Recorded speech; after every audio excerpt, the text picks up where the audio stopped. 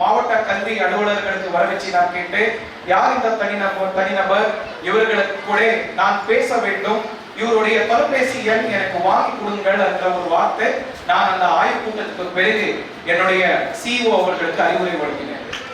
அதுக்கு உடனே நம்ம சிஇஓ அவர்கள் இந்த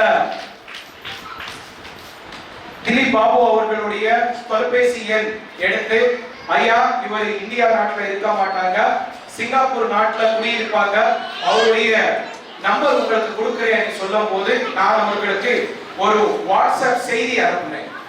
நான் மதுரை மாவட்டத்துடைய மாவட்ட ஆட்சித்தலைவர் பேசுகிறேன். நீங்க செய்யக்கூடிய வேலை இது புனிதமான, தெய்வத்துக்கு பிரியமான ஒரு வேலை. இந்த மாதிரி மனிதர்களுக்கு தான் அரசுல படிக்கக்கூடிய மாணவர்கள் எதிர்பார்த்துட்டு இருக்கோம் என்ற ஒரு செய்தியை அவர்களுக்கு அனுப்பினேன். அது மட்டும் இல்ல, அடுத்த வாட்டி இந்தியாவுக்கு வரும்போது கண்டிப்பாக குடும்பத்துடன் நீங்கள் நிர்வாகமுக்கு வந்து என்னை பார்க்க வேண்டும் என்ற ஒரு அழைப்பு கூட அதனால் நான் அவருக்கு கொடுத்திருக்கேன். சில நாட்களுக்கு முன்பு என்னுடைய அலுவலர்கள் எனக்கு ஒரு செய்தி சொன்னாங்க, ஐயா திலீப் பாபு அவர்கள் குடும்பத்துடன் மதுரை மாவட்டத்துக்கு வர போறாங்க, ஆவரியாபுரம்ல இருக்கக்கூடிய பிரசன்ன காலனியுடைய பள்ளிக்கூடம் திறப்பு விழாக்கு அவர் வரப்போகிறாங்க சொன்ன உடனே வரும் டிசம்பர் 7ஆம் தேதி மாண்புமிகு தமிழ்நாடு முதலமைச்சர் அவர்கள் மதுரை நகரத்துக்கு வரப்போறாங்க.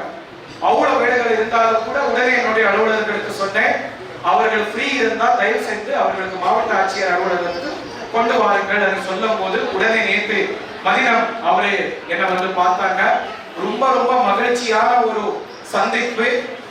எதுக்காக இந்த விஷயங்கள் சொல்ல விரும்புறேன்னா, காசுடைய பற்றாக்குறை என்ற விஷயமே கிடையாது. எல்லாருக்கிட்ட கூட காசு இருக்கும்.